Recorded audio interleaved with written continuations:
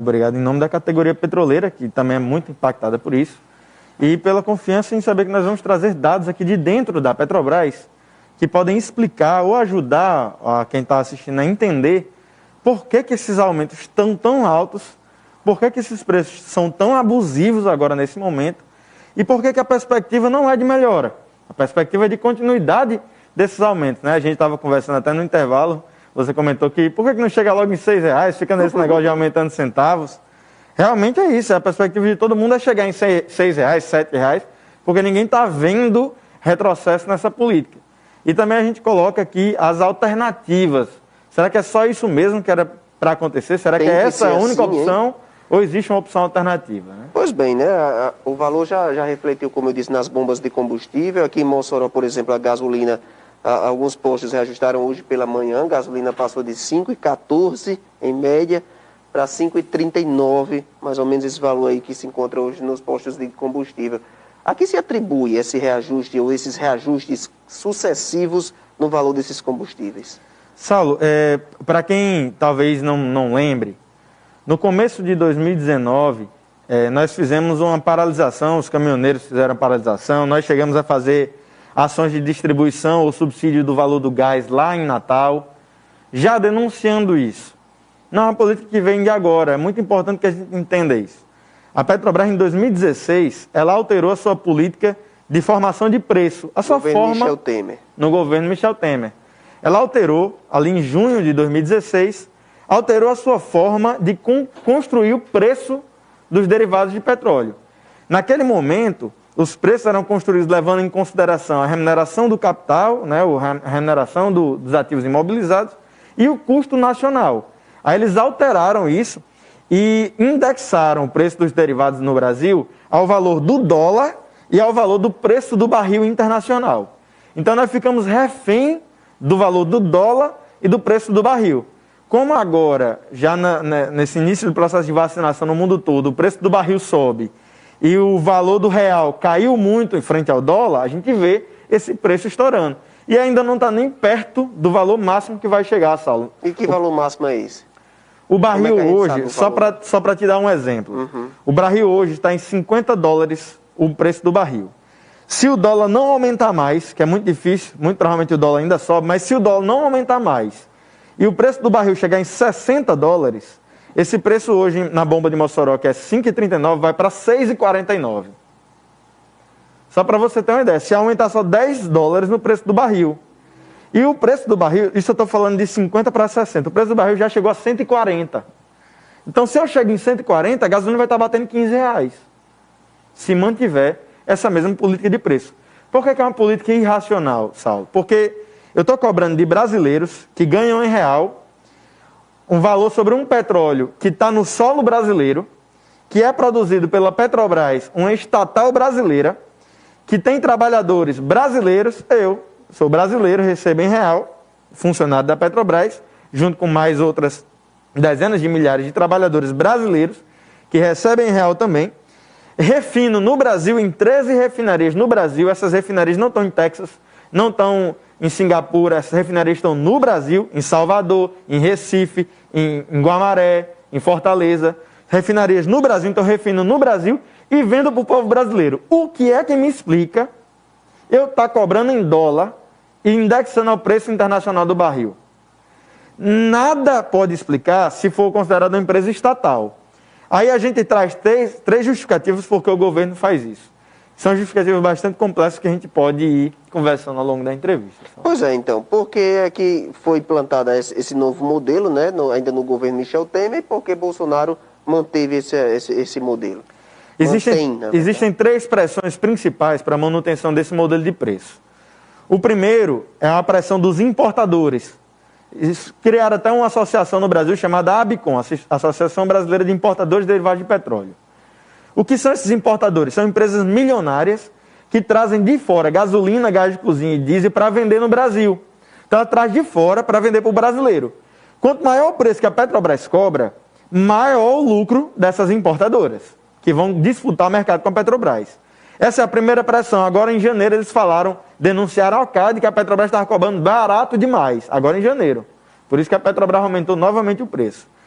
A segunda pressão é dos acionistas minoritários. São acionistas minoritários, Saulo, para explicar, são os bancos e uma meia dúzia de famílias entre o Rio, São Paulo, Brasília e Estados Unidos. Esses são os acionistas minoritários. Eles fazem a pressão pelo lucro e distribuição de dividendos, no máximo, no mais curto e curtíssimo prazo.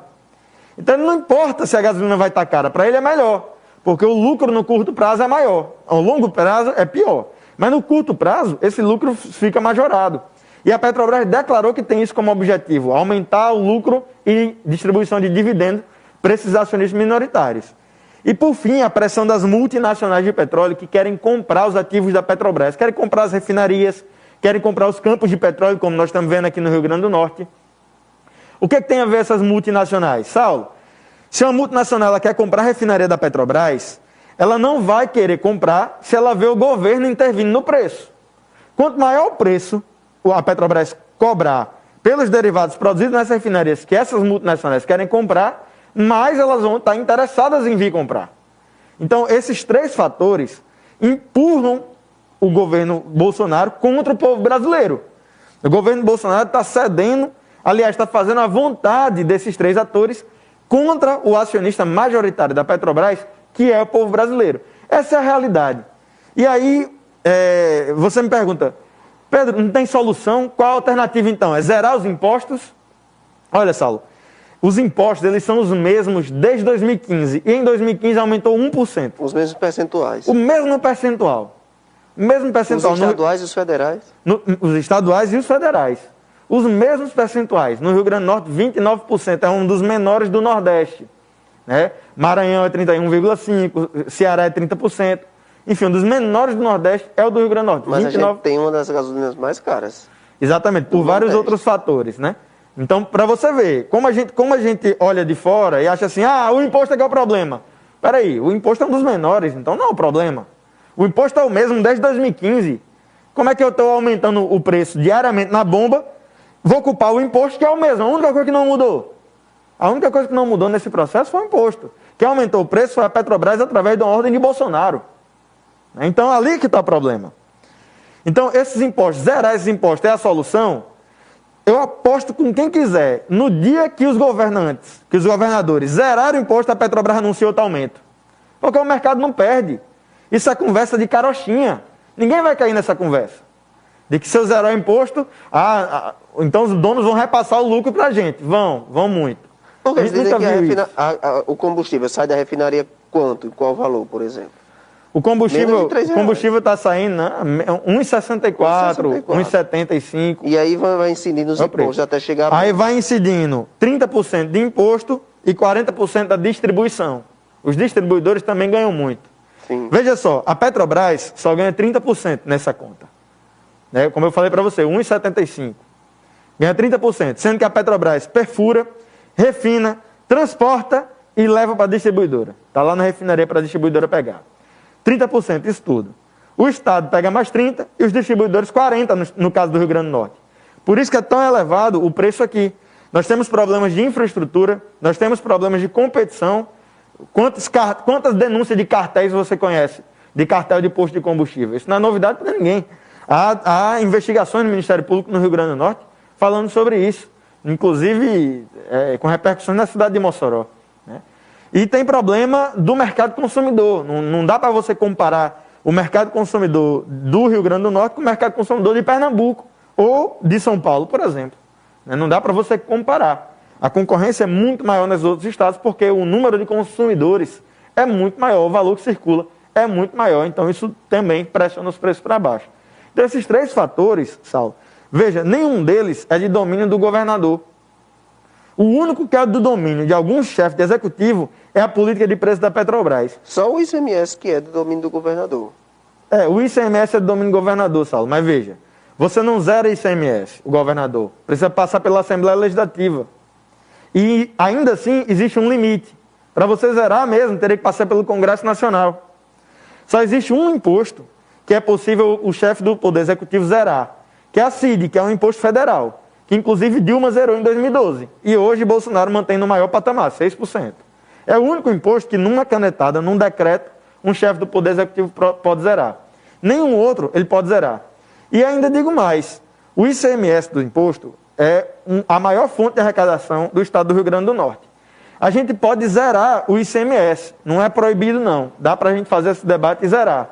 Aí, Saulo, nós vamos ter que escolher quais hospitais regionais nós vamos ter que fechar, nós vamos ter que escolher quais cidades vão ficar sem policiamento, nós vamos ter que escolher quais servidores públicos, se é a UERN que vai perder verba, porque no imposto ele não sai ali na bomba e some não. Ele vai para financiar a UERN. Por mais que haja corrupção, e se há corrupção em algum processo, que a polícia investigue.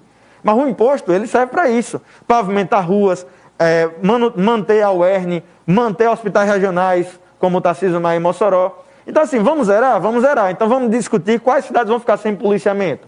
Porque o salário do policial militar, que houve concurso agora, inclusive, é pago com esse imposto. Vamos discutir então qual batalhão de polícia vai ficar sem carro novo. Porque o carro da polícia militar é pago com esse imposto. Então a gente pode zerar o imposto estadual.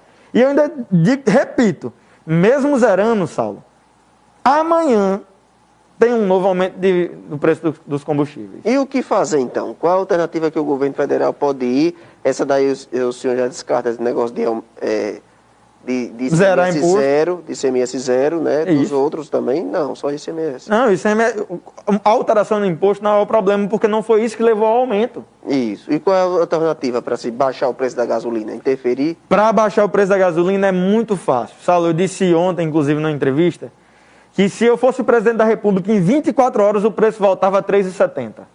É muito fácil. Porque basta você nacionalizar a composição de preço que sai da Petrobras. Como eu falei para você, eu produzo petróleo nacional